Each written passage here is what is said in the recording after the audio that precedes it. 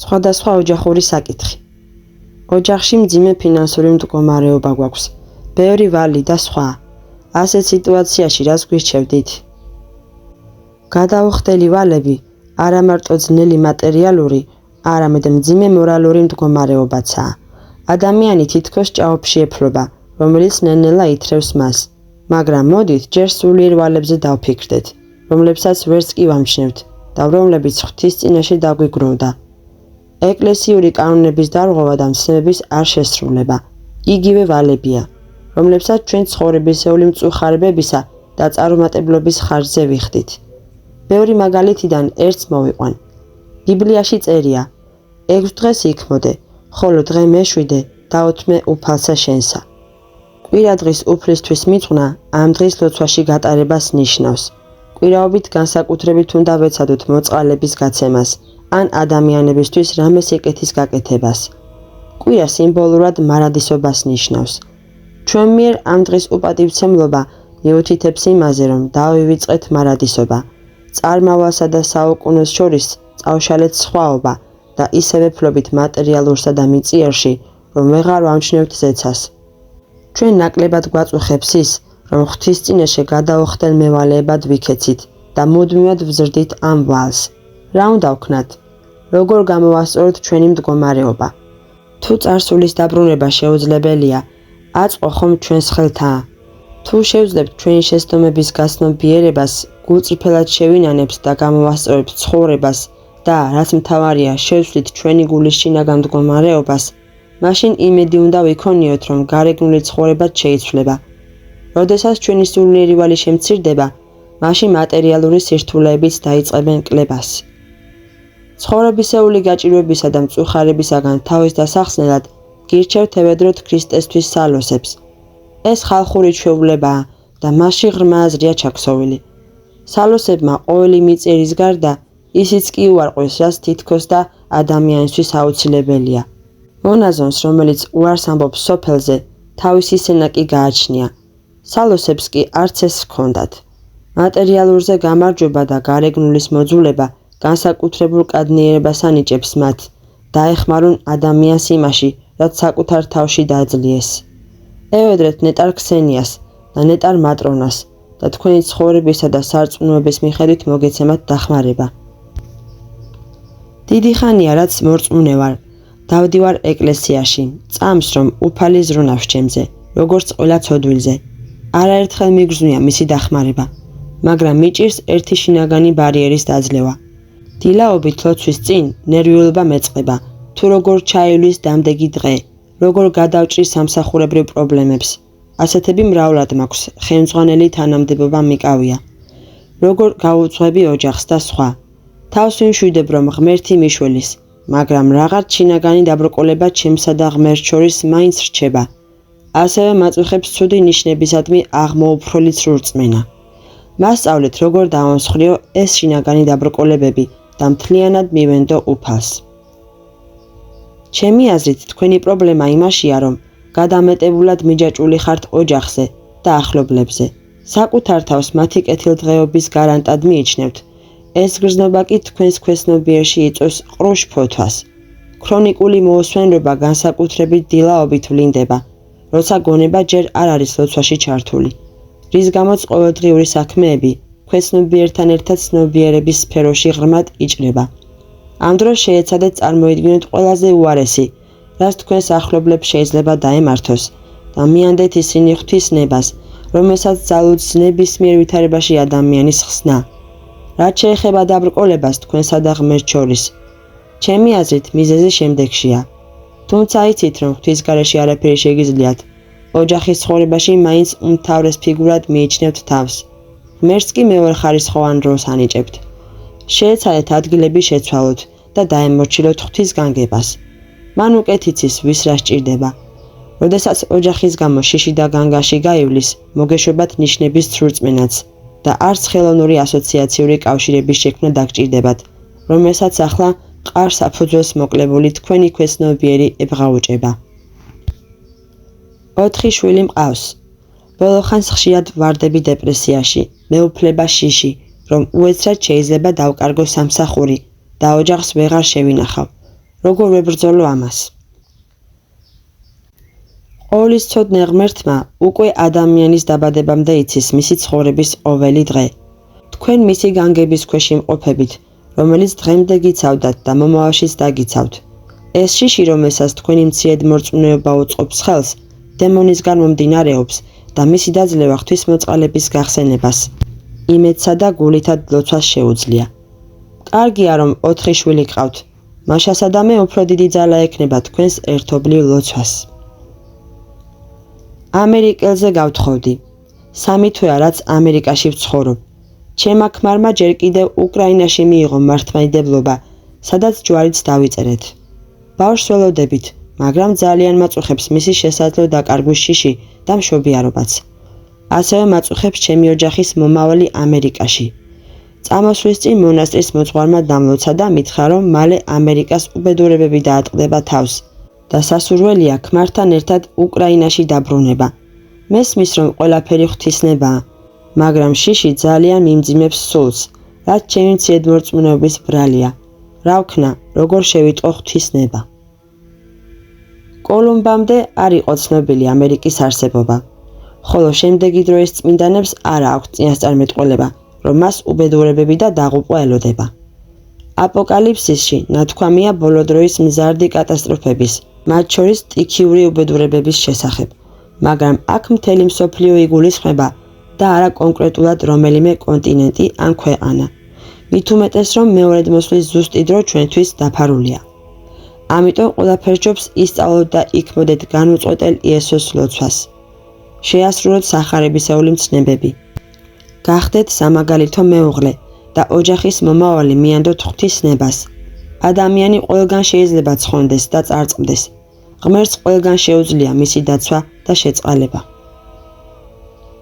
შეიძლება თუ არა მძიმე მარხვაში ავუკრძალო ტელევიზორის ყურება ნაკლებად ეკლესიურ ოჯახის წევრებს, რომ ამ პერიოდში მაინც არ ხედავდე მისგან გადმოღრილ სიბინძურეს, რომ თავს არ დაგვატყდეს ღვთის რისხვა.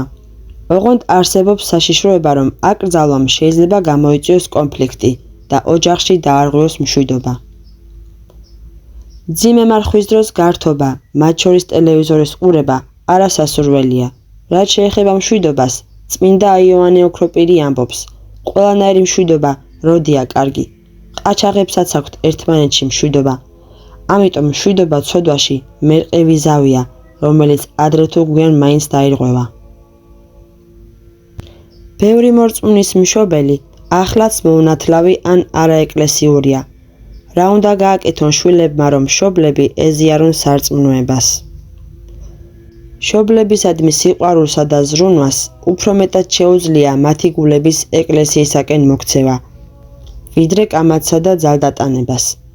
აუცილებლად უნდა ილოცოთ, რომ ღმერთმა მართლმადიდებლური რწმენა მიმადლოს მათ. კარგი იქნება თუ მოძღვრის კურთხევით მშობლებისთვის დაიწესებდით რომელიმე ლოცვით კანონს, მაგალითად კვირაში ერთხელ ნიკოლოს სასწაულთმოქმედის დაუჯდომლის კითხვას. ლოცვას გთხოვთ ჩემი დედისთვის. 78 წლის არის, მაგრამ ისე ცხოვრობს, თითქოს სიკვდილის შემდეგ არაფერი ელოდებოდეს. ცოტა ხნის წინ მითხრა, რომ ტყუილუბრალოდ ვირჯები, მაინც ჯოჯოხეთში მოხვდება. ძალიან მიმძიმს მასთან ცხოვრება. მუდმივად განიკითხავს ყველაფერს და ყველას. ადამიანებს შორის შუხს აგდებს, ყველას იშურს, მერე კი უკვირს და სწყინს, რატომ შეაქცია ზურგი ყველამ. ძალიან უყვარს მბრძანებლობა და საკუთარი აზრის თავზე მოხვევა. მისი სკანდალები ცუდად მხდის და ხშირად ბრაზდები, რაშიც ვადანაშაულებ საკუთარ თავს. გამოდის არ ვასრულებ მშობლის პატივისცემის მცნებას. ლოცულობ მისთვის და წირვაზეც შემაქვს მოსახსენებელი, მაგრამ ყველაფერი ძველებურად რჩება. დედას პატივი ეცით და შეძლების დაგვარად დაეხმარეთ, მაგრამ არ გახდეთ მისი ნებასურულის მონა. ეცადეთ არ ჩაებათ კამათში, რომელიც არაფრის მომტანია. ისწავლეთ შეურაცხყოფის დუმილით გადატანა და გულში სიმშვიდის შენარჩუნება. ადამიანებთან, რომლებიც აგრესიული ათეიზმით გამოირჩევიან, უნდა დაიკავოთ გონივრული დისტანცია. ნებისმიერ შემთხვევაში დაუშვებელია საპასუხოდ მშობლების შეურაცხყოფა, თორემ მათი სიკვდილის შემდეგ ვერცად გაექცევით სინდისის ქენჯნას. გახსოვდეთ აღმოსავლური ანდაზაც. ტკბილი ნუ იქნები, რომ არ გადაკლაპონ, ნურს მწარე, რომ არ გადმოგაფურთხონ. მადლობას გიხდით პასუხისთვის დედასთან დაკავშირებით. ახლა ხვდები, რომ ყველაფერი ჩემი აპარტავნებისა და თავმოყვარეობის ბრალია. როცა თითქოს დაუსამართლოდ მსაყვედურობენ, თავს ვერ ვიკავებ და მიჩნდება თავის მართლების სურვილი. უცხოს უფრო ადვილად ვუნდობ, ახლობის მოყენებულ წყენას კი ღალატად მივიჩნევ და მძიმედ ვიტან. ეს განსასწრელი ალბათ იმიტომ მეძლევა, რომ საკუთარ ცოდებზე ვიმუშაო, მაგრამ მიჭირს მათთან გამკლავება. ვერ პოულობ იმ შუალედს, როცა არც ძალიან მწარი უნდა იყო და არც ძალიან ტკბილი. ურთიერთობებში ხშირად პარადოქსულ მოვლენას ვაწყდებით. ადამიანები ახლობლებს უფრო უხეშად ექცევიან, ვიდრე უცხოს.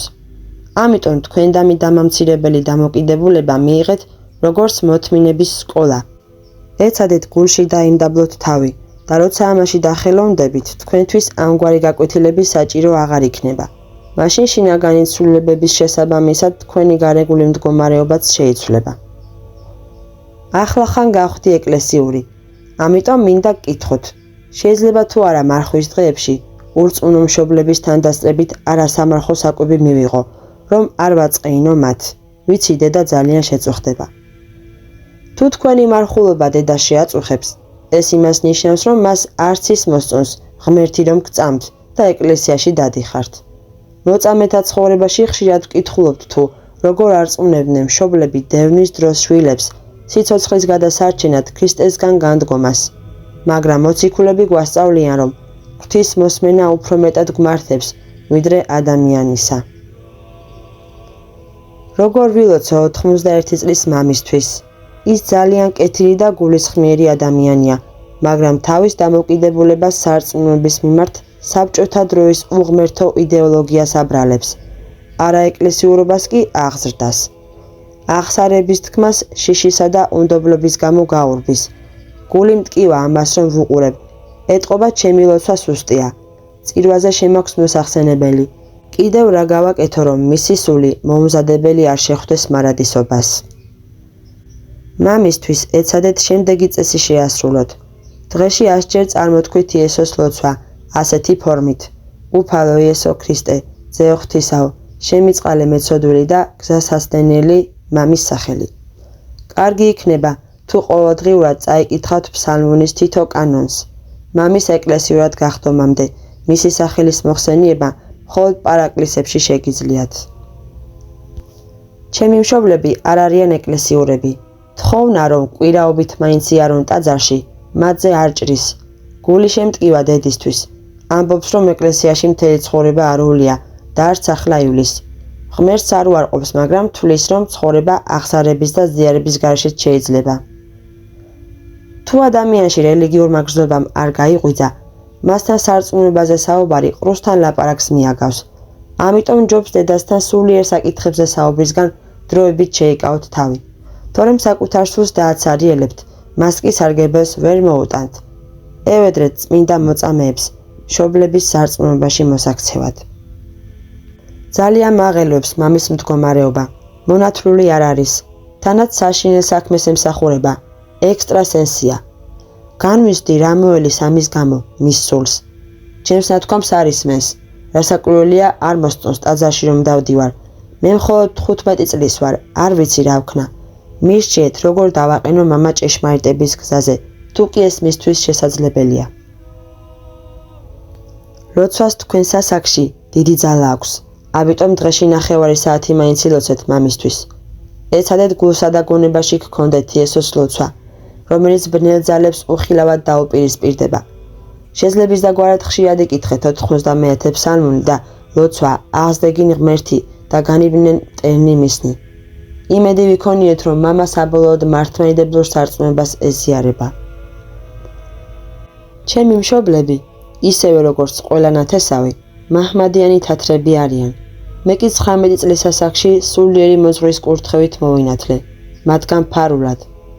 მიუხედავად ამისა, მაინც მრცხვენია, რომ მალავ ქრისტიანობას და სასოწარკვეთილებაშიც ვარდები, რადგან ვფიქრობ, რომ უფალმა არინება მორწმუნეთა შორის ჩემი მიღება. იქნებ ღმერთმა ოდესმე მომცეს ძალა, რომ აშკარად ვაღიარო ნათესავების წინაშე ჩემი მართლმადიდებლობა. ახლა კი მეშინია. დედა ძალიან აგრესიულად არის განწყობილი მართლმადიდებლობისა და ყველაფრისადმი, რაც მისი სიტყვებით რუსულ სარწმუნოებას ეხება. ამის გამო ძალიან მიჭირს შევინარჩუნო მის მიმართ სიყვარული და პატივისცემა. პირველ საუკუნეებში ქრისტიანთა დევნის დროს იყვნენ მორწმუნენი, რომლებიც არ აცხადებდნენ თავიანთ სარწმუნოებას და წარმართულ რიტუალებსა და მსხვერპ შეწირვებში არ იღებდნენ მონაწილეობას. დუმილი, ანუ საკუთარი სარწმუნოების დაფარვა, არ ნიშნავს ქრისტესგან განდგომას, მაგრამ როდესაც ქრისტიანს ეკითხებიან მისი სარწმუნოების შესახებ, მან პირდაპირ უნდა აღიაროს და არ დამალოს, რომ ის ქრისტიანია. დედისადმი პატივისცემა კი ყველა შემთხვევაში გმართებთ, რამე თუ ღმერთმა სიცოცხლე მისი მეშვეობით გიბოძათ, მაგრამ ამავე დროს უნდა გახსოვდეთ, რომ ღმერთი მშობლებზე მაღლა დგას, ის ჩვენი შემოქმედია, ამიტომ პირველ რიგში გმართებს მისი მორჩილება. თუ მშობლები თქვენს სარწმუნოებას შეეწინააღმდეგებიან, მაშინ დროებითზე მაღლა უნდა დააყენოთ საუკუნო ცხოვრება. ჩემი 78 წლის დედა, თუმცა მონათლულია, მაგრამ ურწმუნოა. ეკლესიაში არ დადის. არასოდეს მიუღია ზიარება.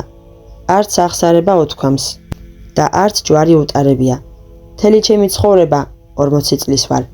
ვერ მიტანს და მწყევლის. ბავშვობიდან მოყოლებული ასე მომართავს. ეშმაკმა წაგიყოს. ჯანდაბამდე გზა გქონია. ბოლო დროს კი სულ მეუბნება, ვინძლო განხმე და ჩაძაღლდე. ჯანმრთელობა სუსტი მაქვს, თუმცა ახლა მადლობა ღმერთს ძალიან მშველის კლასიკური ჰომეოპათია. როდესაც დედის ლოცვისა და წყევლის ძალაზე ვკითხულობ, ძრწოლა მიპყრობს, რომ მისი წყევლა ჩემი ავადმყოფობის მიზეზი გახდა. თუმცა არც საკუთარ ცოდვებს გამოვრიცხავ. როგორ მოვიქცე, როცა ასეთ დედასთან ვცხოვრობ? ნუ თუ ეს ფატალური გარდაუვალობაა და მან თავისი წყევლით ჩემს ცხოვრებას დაღი სამუდამოდ დაასვა. ბიბლიაში წერია, როგორც ჩიტი შეინავარდებს და მერცხალი აფრინდება, ისე უმიზეზო წყევლაკრულვაც არ ასრულდება. ეტყობა დედა თქვენს წყევლა ისე ექცა ჩვეულებად, რომ არც ესმის ამ საშინელი სიტყვების მნიშვნელობა. დედის პირიდან გამოსული დაუმსახურებელი წყევლა იმ აზრით არ ასრულდება, რომ თქვენს მარადილ ყოფაზე არ იქონიებს გავლენას. თუმცა რაღაცით მაინც დაამძიმებს თქვენს ცხოვრებას.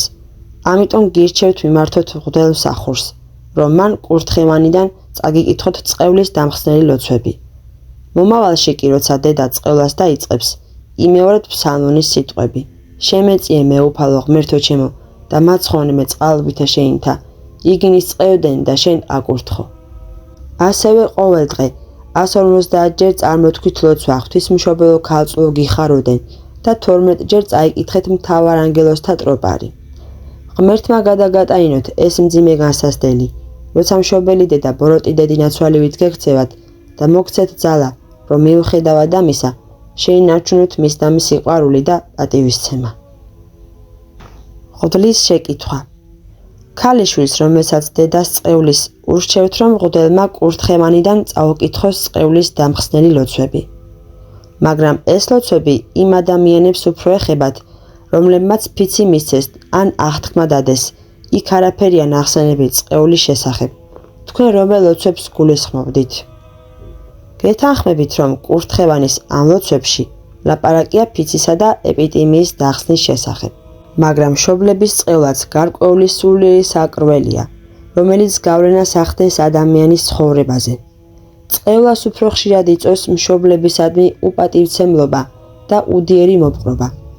ამიტომ ადამიანმა ვიდრე მღვდელი დამხსნელ ლოცვებს წაუკითხავდეს, უნდა გაიხსენოს და შეინანოს ცოდვები, რომლებისთვისაც მოეწია წყევლა. თუ მშობლები ცოცხლები არიან, შვილებმა პატიება უნდა სთხოვონ მათ. ასევე კარგი იქნება, თუ მშობლებიც მოინანიებენ და აღსარებაში აღიარებენ შვილების დაწყევლას.